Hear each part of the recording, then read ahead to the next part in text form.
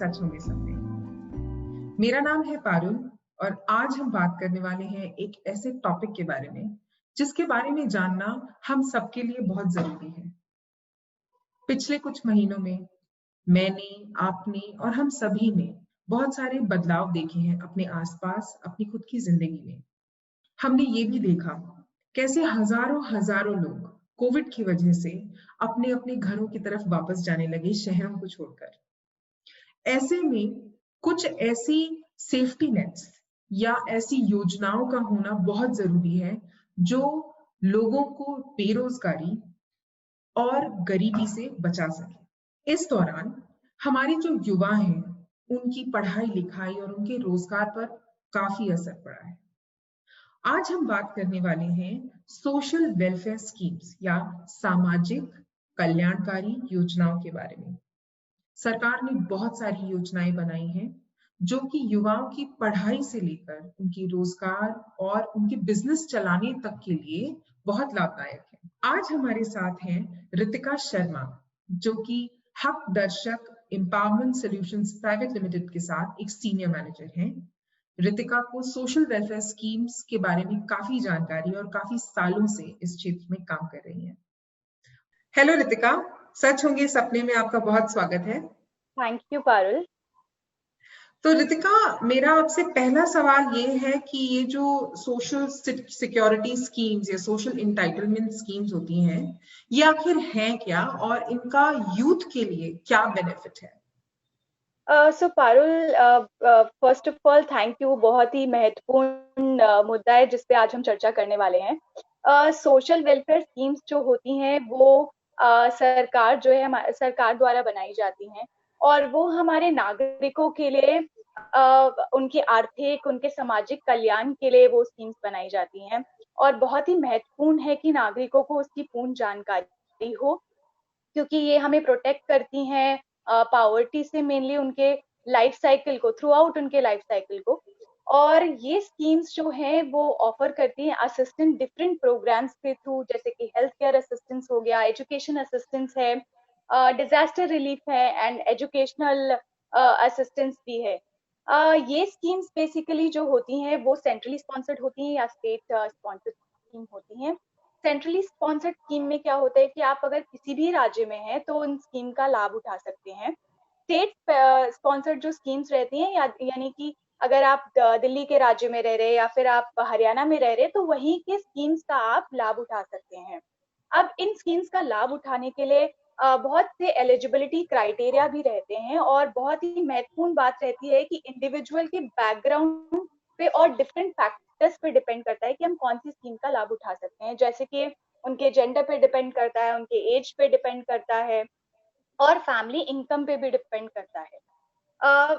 और एक another important बात इसमें मैं ऐड करना चाहती हूँ कि अगर हमें इन सारी योजनाओं की पूर्ण जानकारी हो और इनका लाभ हमें लेना है तो बहुत ही इम्पोर्टेंट ये भी हो जाता है कि हमारे असेंशियल डॉक्यूमेंट्स, दस्तावेज होने भी जरूरी होते हैं। और दस्तावेज में मैं खास तौर पे बताना चाहूंगी जैसे कि आधार कार्ड। हम सभी जानते हैं कि आधार कार्ड कितना इम्पोर्टेंट आइडेंटिटी डॉक्यूमेंट होता है। हमने सामुदायिक में काम करते हुए युवाओं के साथ खास तौर पे ये पाया है कि आधार कार्ड कई बार करेक्ट नहीं होता, उस पे उनके डेट ऑफ बर्थ कंप्लीट नहीं होती या फिर उनके नाम के स्पेलिंग गलत होते हैं। तो इस तरीके की बहुत सारी समस्याओं का उन लोगों को समस्याओं का सामना करना पड़ता है। तो बहुत ही इम्पोर्टेंट है, अगर हम कल्याणकारी योजनाओं का लाभ उठाना चाहते हैं तो हमारे दस्तावेज पूर्ण हो, सही हो। आधार कार्ड एक है, दूसरा है पैन कार्ड। पैन कार्ड में भी अधिकतर हम देखते हैं कि लोगों को ज्यादातर तो उसकी जानकारी नहीं है, बट जानकारी होने के साथ साथ कई बार होता है करेक्शन, जैसे मैंने बताया आधार कार्ड के केस में। थर्ड जो है वो इनकम सर्टिफिकेट, क्योंकि बहुत सारे युवाओं की अगर हम बात करें तो स्कॉलरशिप का बहुत लाभ उठा सकते हैं, जिसमें इनकम सर्टिफिकेट बहुत ही महत्वपूर्ण दस्तावेज होता है। Another important thing is caste certificate. Caste certificate भी एक इम्पोर्टेंट दस्तावेज है। और बैंक अकाउंट, जो कि जनधन बैंक अकाउंट आजकल हम सभी सुन रहे हैं कि जीरो बैलेंस खाते जो सरकार द्वारा खोले जा रहे हैं और उसमें मल्टीपल फायदे हैं। ना सिर्फ आप वहां पे जीरो बैलेंस से खाता खोल के सेविंग्स कर सकते हैं, बल्कि यदि कोई सरकार द्वारा डीबीटी दिया जा रहा है, पेंशन या इंश्योरेंस के थ्रू क्रेडिट दिया जा रहा है, तो उसका भी लाभ उठा सकते हैं। तो इस तरीके से मैं समझती हूँ कि युवाओं के लिए ये सरकारी कल्याणकारी योजनाएं जो है बहुत ही महत्वपूर्ण है, ना सिर्फ उनके लिए बट उनके परिवार के लिए। Thank you so much Ritika, आपने बहुत सारी जानकारी दी और ये भी बताया कि किस तरह के दस्तावेज होना जरूरी है अगर सामाजिक कल्याण से जुड़ी हुई किसी भी स्कीम या योजना का लाभ उठाना चाहते हैं।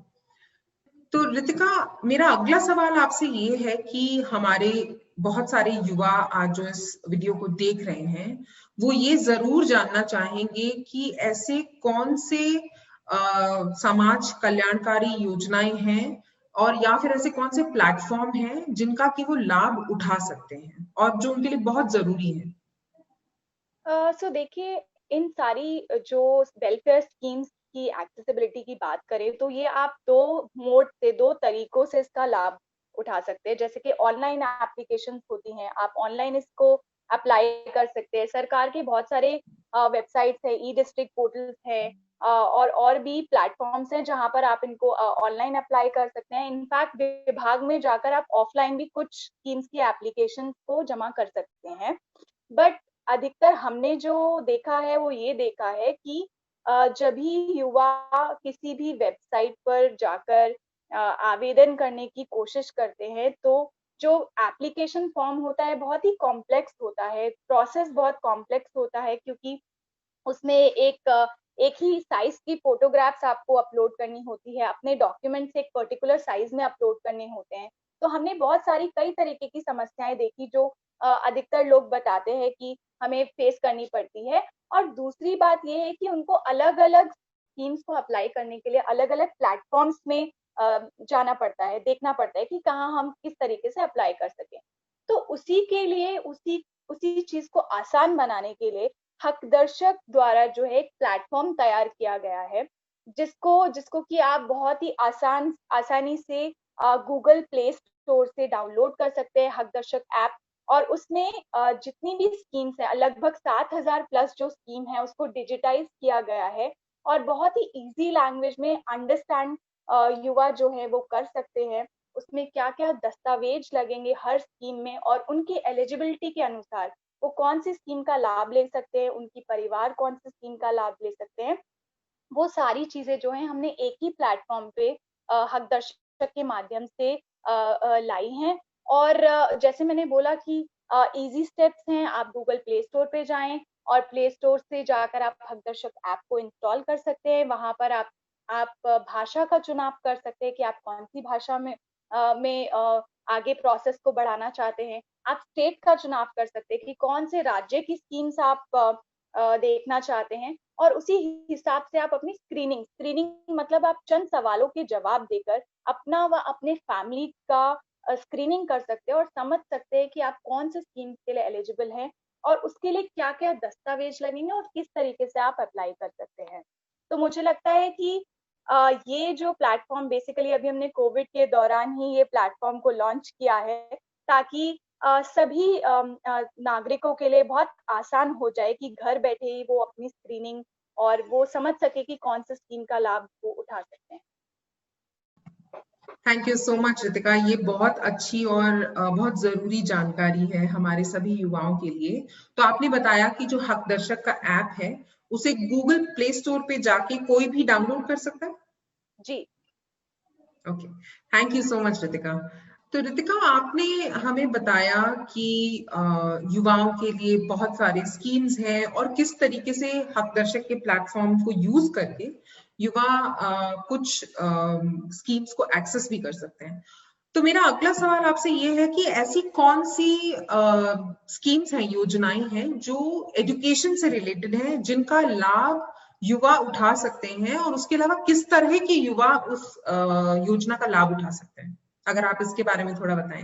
जी, जी, जी, बिल्कुल। सो एजुकेशन से रिलेटेड बहुत सारी योजनाएं हमारी सरकार द्वारा चलाई जा रही हैं, तो मैं कुछ ही योजनाओं के बारे में यहाँ पर हाईलाइट करना चाहूंगी। तो पहली योजना कस्तूरबा गांधी बाल विद्यालय, जिसमें कि जो मेन फोकस था वो ये था कि रेजिडेंशियल गर्ल्स सेकेंडरी स्कूल्स चलाए जाएं, और ये स्कीम जो है 28 स्टेट्स और यूटीज में इम्प्लीमेंट की गई है, और ये वीकर सेक्शंस के लिए बेसिकली ये स्कीम चलाई गई थी। और इसका मेन जो फोकस है वो ये है कि क्वालिटी एजुकेशन दी जाए, क्योंकि अक्सर हमने देखा है कि खास तौर पे अगर लड़कियों की बात करें तो बहुत ही वंचित रहती है वो एजुकेशन से, क्वालिटी एजुकेशन से। तो बहुत बहुत इस स्कीम में वही मेन फोकस किया गया है कि उनको रेजिडेंशियल फैसिलिटी भी मिले, वहां रहकर वो क्वालिटी एजुकेशन को प्राप्त कर सकती हैं। और ऐसे 750 लगभग 750 जो स्कूल्स है वो स्टार्ट किए गए हैं इस स्कीम के अंडर। एक और स्कीम है जो कि नेशनल ओवरसीज स्कॉलरशिप है, और इस स्कॉलरशिप में बेसिकली यदि आप SC ST या फिर ट्रेडिशनल आर्टिसन ग्रुप से बिलोंग करते हैं और आप मास्टर्स या PhD करना चाहते हैं अब्रॉड यूनिवर्सिटी से, जो कि अक्सर हमने देखा है कि युवा बाहर जाकर पढ़ने के बहुत इच्छुक होते हैं। तो यदि कोई भी युवा ऐसा है जो बाहर जाकर पढ़ना चाहता है और इन कैटेगरी से बिलोंग करता है, तो इसमें स्कॉलरशिप जो है वो स्कीम में 13 लाख तक का जो स्कॉलरशिप फाइनेंशियल असिस्टेंस प्रोवाइड किया जाता है। इसमें एक कैटेगरी ये भी है कि 60% जो है वो मार्क्स युवाओं के होने चाहिए, तभी वो PhD या MPhil के लिए इसमें अप्लाई कर सकते हैं, और उनका जो फैमिली इनकम है वो 8 लाख पर एनम से कम होना चाहिए। तो ये भी एक अनदर स्कॉलरशिप अपॉर्चुनिटी है, जो अगर वो बाहर जाना चाहते हैं तो यूनिवर्सिटीज में एडमिशन ले सकते हैं। ये तो बहुत अच्छी जानकारी है और मुझे लगता है लड़कियां या लड़के जो भी बाहर जाकर पढ़ना चाहते हैं उनको इस योजना का लाभ जरूर उठाना चाहिए। तो रितिका, ये तो बात हुई एजुकेशन से रिलेटेड योजनाओं की। तो क्या ऐसी भी कुछ योजनाएं हैं जो रोजगार या एंटरप्रेन्योरशिप या उद्यमिता से जुड़ी हुई हैं? उनके बारे में आप कुछ हमें बता पाएंगी? जी बिल्कुल, आजकल जैसे कि एंटरप्रेन्योरशिप और खुद का कार्य शुरू करना आजकल बहुत सारे युवाओं का इंटरेस्ट हो गया है कि हम अपना कार्य खुद शुरू करें, और कुछ इस तरीके की स्कीम्स भी हों जिनका वो लाभ उठा सके। तो इसके लिए भी काफी स्कीम्स हमारे गवर्नमेंट ने ऑफर की हैं। तो एक स्कीम है जो कि PM एम्प्लॉयमेंट जनरेशन प्रोग्राम के अंतर्गत अगर मैं बात करूँ तो है, जिसमें कि दो कैटेगरी हैं। यदि आप जनरल कैटेगरी से बिलोंग करते हैं और आप रूरल या अर्बन एरियाज में अपने एस्टेब्लिशमेंट माइक्रो एंटरप्राइज को स्टार्ट करना चाहते हैं, तो आपको 90% 90% जो आपका प्रोजेक्ट कॉस्ट है उस पर आपको सरकार द्वारा लोन दिया जाता है। अगर आपने माइक्रो एंटरप्राइज को रूरल एरियाज में स्टार्ट किया है तो आपको 25% सब्सिडी मिलती है, और अगर आपने उसको अर्बन में किया है तो 15% सब्सिडी मिलती है। सेकेंड कैटेगरी क्या है कि यदि आप SC ST OBC या एक्स सर्विसमैन या विमेन हो या फिर स्पेशली एबल्ड कैटेगरी से बिलोंग करते हो, तो आपको 95% ऑफ द प्रोजेक्ट कॉस्ट जो है वो लोन के तौर पे दिया जाता है। और इसमें सब्सिडी इस तरीके से कि 35% अगर आपने रूरल एरियाज में सेटअप किया है, एंड 25% सब्सिडी अगर आपका जो माइक्रो एंटरप्राइज है वो अर्बन में सेटअप किया गया हो। तो इस तरीके की लोन योजना है। अनदर स्कीम जो है इस पे बहुत ही इंपॉर्टेंट, वो हमने काफी सुनी भी होगी, जो कि प्रधानमंत्री मुद्रा योजना है। उसमें 3 तरीके के प्रोडक्ट होते हैं। मुद्रा योजना में पहला कैटेगरी है शिशु, दूसरा है किशोर और तीसरा है तरुण। शिशु कैटेगरी के अंतर्गत यदि आपका व्यवसाय है या फिर आप अपना व्यवसाय नया खोलना चाहते हैं, ये मुद्रा लोन बेसिकली जो बेनिफिशियरी की नीड्स होती है, फंडिंग नीड्स होती है, उस पर डिपेंड करता है। तो शिशु कैटेगरी में 50,000 तक का कोलेटरल फ्री लोन आप ले सकते हैं। और अगर आप किशोर कैटेगरी में ऑलरेडी आपका कुछ व्यवसाय चल रहा है, आप उसको बढ़ाने के लिए फंडिंग लेना चाहते हैं, तो इसमें लगभग 50,000 से ऊपर और 5 लाख तक का लोन जो है आप इस कैटेगरी में ले सकते हैं।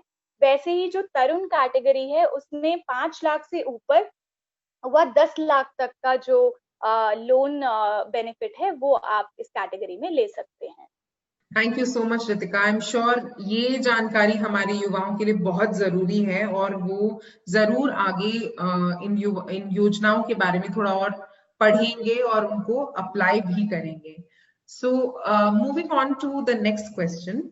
तो रितिका जी, जब हम बात करते हैं महिलाओं की या लड़कियों की, और हमें ये भी पता है कि उनके लिए बहुत सारी रुकावटें या बैरियर्स हैं जब बात आती है उनकी पढ़ाई लिखाई की या उनके रोजगार की या ऐसी चॉइसेस की जो वो अपने लिए करना चाहती हैं, तो क्या कोई ऐसी भी स्कीम्स हैं जो लड़कियों और महिलाओं के लिए खास तौर पे बनाई गई हैं कि उनको बढ़ावा मिले?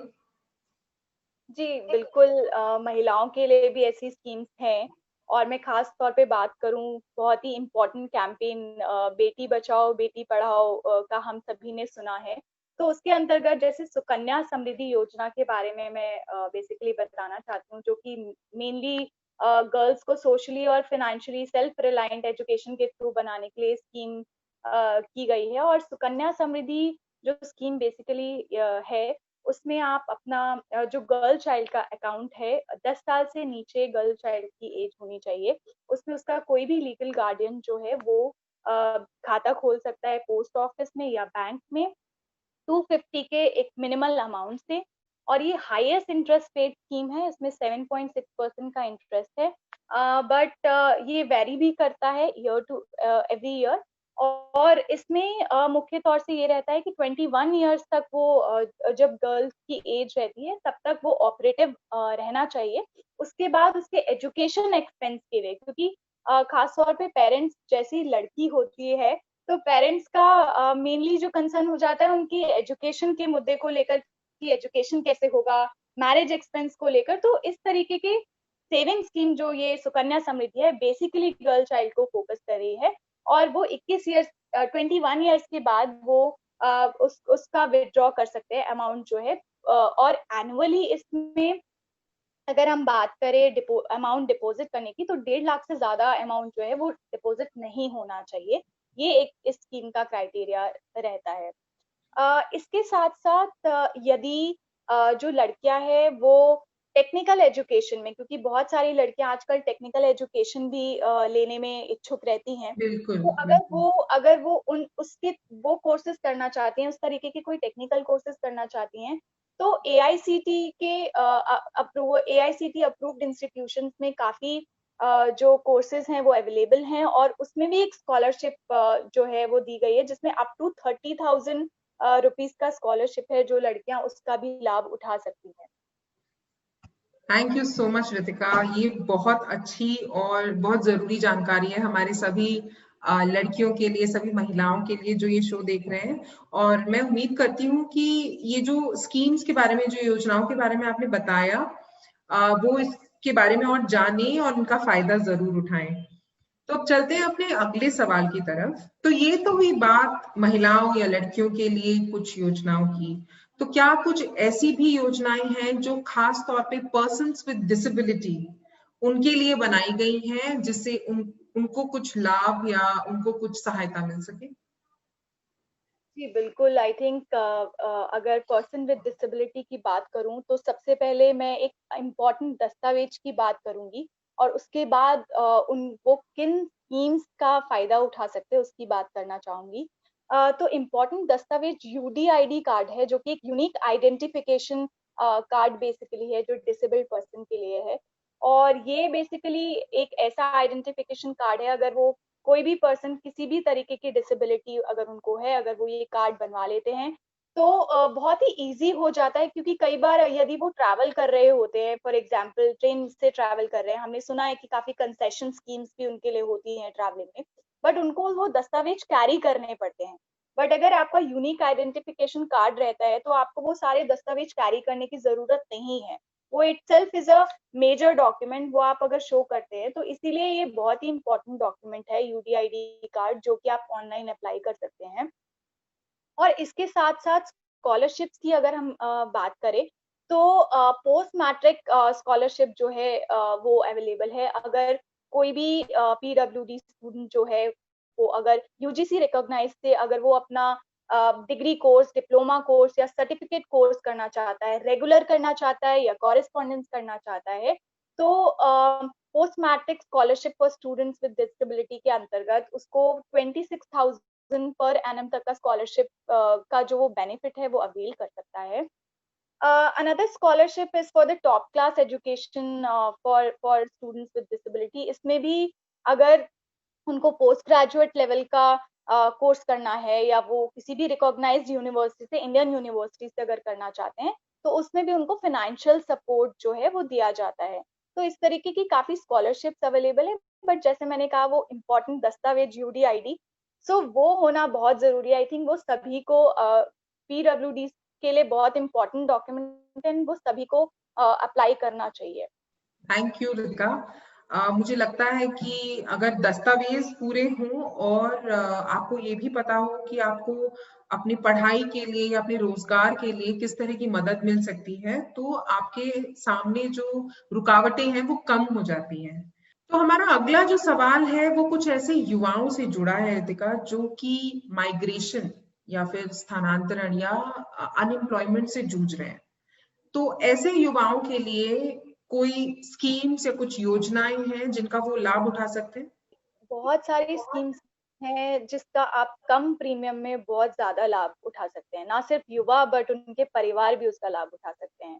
तो आप कहीं पर भी हो, किसी भी राज्य में हो, तो ऐसी कई स्कीम्स हैं जिनका आप लाभ उठा सकते हैं। और जैसे मैंने कहा कि बहुत ही मिनिमल प्रीमियम के साथ वो स्कीम्स का आप पेमेंट कर सकते हैं, और साथ साथ उसका जो लाभ है वो बहुत ही बड़ा रहता है। तो ऐसे स्कीम्स हैं जैसे कि प्रधानमंत्री सुरक्षा बीमा योजना, जो कि मात्र 12 रुपए पूरे साल का अगर आप जमा करते हैं, तो आपको एक्सीडेंटल इंश्योरेंस बेसिकली ये प्रोडक्ट है। और यदि दुर्घटना में मृत्यु हो जाती है या फिर किसी भी प्रकार की डिसेबिलिटी हो जाती है, तो नॉमिनी को 2 लाख रुपए जो है इसमें सहायता के रूप से मिलता है। दूसरा जो है वो लाइफ इंश्योरेंस, जो कि प्रधानमंत्री जीवन ज्योति बीमा योजना है। इसमें भी सालाना 330 रुपए जो है वो आपके अकाउंट से कटते हैं। और इसमें जो लाभ है, इसमें 2 लाख का लाभ है, बट इसमें natural death with disability and other things are covered. तो इसका भी लाभ जो है वो नॉमिनी को मिलता है। इसके अलावा जनधन योजना है, जो जीरो बैलेंस खाते, जिसकी बात हमने पहले भी करी है कि कैसे वो लाभकारी हो सकता है। तो आई थिंक इसके अलावा एक और इम्पॉर्टेंट दस्तावेज की मैं बात करूंगी, स्कीम की बात करूंगी, जो कि जन आरोग्य करके आयुष्मान भारत जो हमने सुना होगा। तो आयुष्मान भारत में भी हेल्थ का कवरेज रहता है, 5 लाख तक का कवरेज रहता है, बट इसमें सेंसस के अकॉर्डिंग, SCCC के डेटा के अकॉर्डिंग जो भी सर्वे में लोगों का नाम आया था या उनको लेटर आया था, तो वही लोग बेसिकली इसमें एलिजिबल हैं। बट इसमें जो कवरेज है, हेल्थ का कवरेज है, वो 5 लाख रुपए रहता है। तो इस तरीके की कल्याणकारी योजनाएं हैं जो कि आप बहुत ही कम प्रीमियम में ज्यादा लाभ आप और आपकी फैमिली उठा सकती है। और इसमें जरूरी नहीं है कि आपको एक पर्टिकुलर राज्य में ही रहना हो, आप कहीं पर भी रहकर इसका लाभ उठा सकते हैं। तो थैंक यू रितिका। तो हमारे ऐसे यूथ जो कि माइग्रेशन या अनएम्प्लॉयमेंट की वजह से कुछ सामना कर रहे हैं, कुछ परेशानियों का सामना कर रहे हैं, उनके लिए मुझे लगता है ये स्कीम्स या ये योजनाएं बहुत बहुत लाभदायक हैं। तो मेरा अगला सवाल है ऐसे युवाओं से जुड़ा हुआ जो कि मार्जिनलाइज्ड हैं या अपने रूरल एरियाज में, हमारे देश के रूरल एरियाज में रहते हैं। उनके लिए आगे बढ़ने के लिए किस तरह की योजनाएं बनाई गई हैं और वो कैसे इसका लाभ उठा सकते हैं? अ, ऐसे युवाओं के लिए अगेन स्कॉलरशिप स्कीम्स की ही मैं ज्यादा बात करना चाहूंगी। SC कैटेगरी से अगर कोई स्टूडेंट बिलोंग कर रहा है पर्टिकुलरली, तो उनके लिए फाइनेंशियल सपोर्ट है, जो कि टॉप क्लास एजुकेशन स्कीम के अंडर आता है, जिसमें कि यदि आपने 12th पास किया है, उसके बाद आप किसी भी नोटिफाइड इंस्टीट्यूट में अपना अंडर ग्रेजुएट करने में इंटरेस्टेड होते हैं, तो लगभग 3 लाख तक का स्कॉलरशिप अमाउंट जो है वो आप इस स्कीम के अंतर्गत अवेल कर सकते हैं। दूसरी स्कॉलरशिप की बात करना चाहूंगी, जो कि national fellowship and scholarship for higher education है, जो कि अगर आप ST कैटेगरी से बिलोंग कर रहे हैं और आप हायर स्टडीज यानी कि MPhil या PhD करने में इच्छुक हैं, तो आप इस स्कीम का 5 इयर्स तक इसमें एक फेलोशिप पीरियड रहता है, जिसके अंदर आपको फाइनेंशियल असिस्टेंस प्रोवाइड किया जाता है।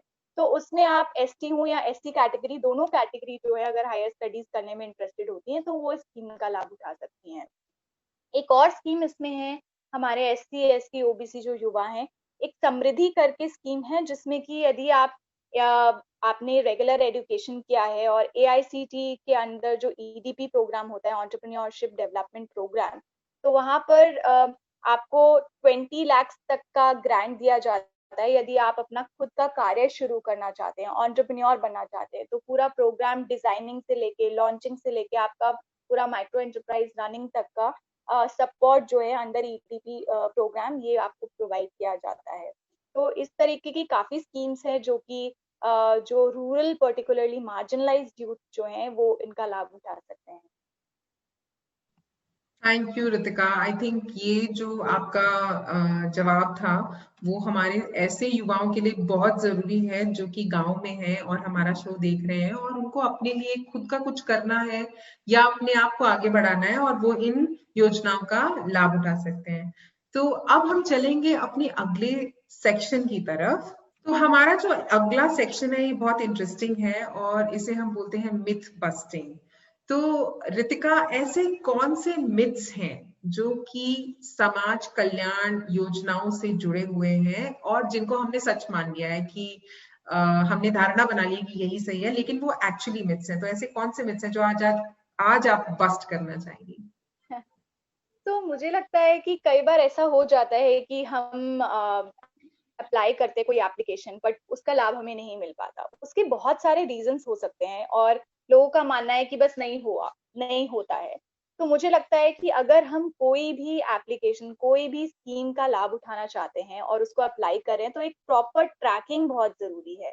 हमारे पूरे दस्तावेज हमने अप्लाई किए कि नहीं, और उसका ट्रैकिंग की किस समय वो मिलेगा और किस तरीके से कहाँ पर अभी प्रोसीजर है, अभी सबमिशन स्टेज पे है कि वो बेनिफिट स्टेज पे है। तो वो ट्रैकिंग करना बहुत ही इम्पोर्टेंट होता है क्योंकि कई बार हमने देखा है कि लोग बीच में छोड़ देते हैं कि हमने अप्लाई किया अभी तक तो कुछ आया नहीं, तो फिर उसके बाद वो उसका फॉलो अप भी नहीं लेते। तो मुझे लगता है ये बहुत ही इम्पोर्टेंट है कि हम जब भी कोई एप्लीकेशन अप्लाई करें उसका प्रॉपर ट्रैकिंग रखें, ताकि हम उसका लाभ उठा सकें। दूसरा मुझे लगता है कि कई बार हमारे मन में ये होता है कि हम किसी भी स्टेट में रह रहे हैं, हमें लगता है कि अरे ये स्कीम का तो हम लाभ उठा नहीं सकते। अब हमने अप्लाई किया था और आज हम दिल्ली में अप्लाई किया था और अब हम यहाँ आ गए, तो अब इसका क्या करें, कुछ नहीं हो सकता। तो ऐसा नहीं है, आप लोकल सीएससी पॉइंट्स पे जा सकते हैं, गवर्नमेंट बैंक्स में विजिट कर सकते हैं और बहुत सारी जैसे हमने बात की है सेंट्रली स्पॉन्सर्ड स्कीम्स होती हैं। तो हमें खास ध्यान देना चाहिए कि अगर वो सेंट्रली स्पॉन्सर्ड स्कीम है तो वो हम किसी भी राज्य में रहकर उसका फॉलो अप कर कर उसका लाभ उठा सकते हैं। तो ये दो बातें आई थिंक मेरे हिसाब से बहुत इंपॉर्टेंट है जो हमें ध्यान में रखनी चाहिए। Thank you Ritika for busting those myths for us. Ritika, आज हमसे बातचीत करने के लिए आपका बहुत बहुत शुक्रिया। लेकिन जाने से पहले ऐसी एक बात जो कि हमारे युवाओं को पता होनी चाहिए सोशल इंटाइटलमेंट या वेलफेयर स्कीम्स के बारे में। देखिए, मुझे बहुत अच्छा लगा पहले तो आप सभी युवाओं को ये साझा करते हुए कि कितने सारे स्कीम्स जो हैं वो आपके लिए अवेलेबल हैं। ये तो बहुत ही चंद स्कीम्स की हमने बात की है। इसके अलावा बहुत सारी स्कीम्स हैं जिसका आप और आपके परिवार जो है वो लाभ उठा सकते हैं। और बहुत इम्पोर्टेंट चीज़ मैं ये कहना चाहूँगी कि ये जो कल्याणकारी स्कीम्स हैं ये हमारे लिए बनी हैं, हमारे राइट्स हैं ये, और ऐसे स्कीम्स हैं जो जिसके लिए हम एंटाइटल्ड हैं। तो इसकी पूर्ण रूप से जानकारी आप लोग ले सकते हैं। इसकी पूर्ण रूप से जानकारी अगर आपको होगी तो आप खुद और अपने परिवार को इसका लाभ उठा सकते हैं। और ये सारी जो स्कीम्स होती हैं, वेलफेयर स्कीम्स जो है बेसिकली एक सेफ्टी नेट क्रिएट करती हैं और हमें सपोर्ट करती हैं अनसर्टेन टाइम्स में। जैसे कि हमने अभी भी देखा कोविड के दौरान बहुत सारी समस्याएं हमारे युवा हो या हर वर्ग को सहनी पड़ी हैं। तो अगर हम अपने स्कीम्स के बारे में पूर्ण जानकारी रखें और किस तरीके से उनका लाभ उठा सकें और ये जाने कि हम इन इन स्कीम्स के लिए ये हमारे राइट है, ये हमारे हक की बात है। तो मैं समझती हूँ कि अगर ये सारे पॉइंट्स हम समझ में रखें तो हम इन स्कीम्स का लाभ उठा सकते हैं, अपनी फैमिली को भी सपोर्ट कर सकते हैं और खुद को भी सपोर्ट कर सकते हैं। Thank you so much Ritika. आपसे बात करके हमें बहुत मजा आया और मैं उम्मीद करती हूँ कि हमारे जो भी युवा आज हमारा ये शो देख रहे हैं उनको बहुत अच्छी जानकारी मिली होगी। और मैं ये भी उम्मीद करती हूँ कि सारे युवा हमारे हक दर्शक का ऐप जरूर डाउनलोड करेंगे और अपने लिए कौन सी सही स्कीम्स हैं उनको आइडेंटिफाई कर पाएंगे अपना डेटा थोड़ा सा डालने के बाद।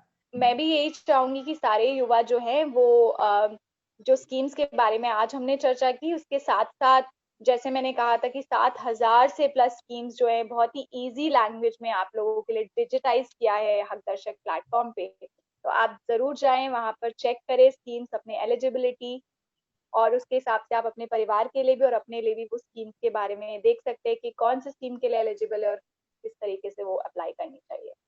Thank you so much Parul. Thank you, Ritika. I had fun talking to you. पढ़ाई करने के लिए मतलब आर्थिक परिस्थिति थोड़ी अच्छी नहीं थी, लेकिन अभी मैं पढ़ाई भी करती हूँ और हक्का दर्शक में काम करती हूँ, तो बहुत अच्छा हुआ है मेरी ज़िंदगी में। मेरे पापा है लेकिन वो ज़्यादा कमाते नहीं, लेकिन मैं भी अभी थोड़ा कमाती हूँ, तो घर पे ही थोड़ा असर बहुत, और आर्थिक परिस्थिति मेरी सुधारने लगी है। हक दर्शक से जुड़े हुए मुझे 1 साल हो गया है और अभी मतलब पहले तो मुझे कुछ जानकारियाँ नहीं थी सरकारी योजनाओं के बारे में, अभी बहुत सारी जानकारियाँ हो चुकी है और मैं कम से कम 200 लोगों को लाभ भी दिला चुकी हूँ। लोग अब अपने से खुद आते हैं हमारे घर पे और वो खुद बोलते हैं कि हमको इस चीज़ की लाभ चाहिए और हम दिलाते हैं। उसमें मैं अपनी पढ़ाई भी करती हूँ और शॉपिंग वगैरह भी करती हूँ। इस काम को करते करते मैंने अपने लिए एक स्कूटी खरीदी है, जिससे मैं कहीं भी अपने सुविधा से आ जा सकूं और इसी पैसे से मैं अपना उसका पेमेंट करती जा रही हर महीने।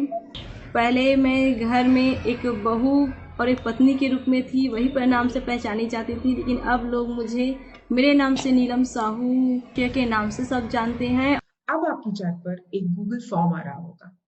इस फॉर्म को भरकर आप अपनी सोशल सिक्योरिटी स्कीम्स या सोशल वेलफेयर स्कीम से जुड़े हुए सवाल हम तक पहुंचा सकते हैं। हमारे करियर गाइड्स आपको कॉल करके आपके सभी सवालों के जवाब देंगे और आपसे जुड़ी हुई आपके लिए लाभदायक जो भी स्कीम्स हैं उनके बारे में भी बताएंगे। नीचे दिए गए डिस्क्रिप्शन में बहुत सारे लिंक्स और बहुत सारे रिसोर्सेज हैं जिन्हें आपको जरूर देखना चाहिए। इनको देखना मत भूलिएगा। अब मिलेंगे सच होंगे सपने के अगले एपिसोड पर। तब तक के लिए अपना ख्याल रखिए। बाय।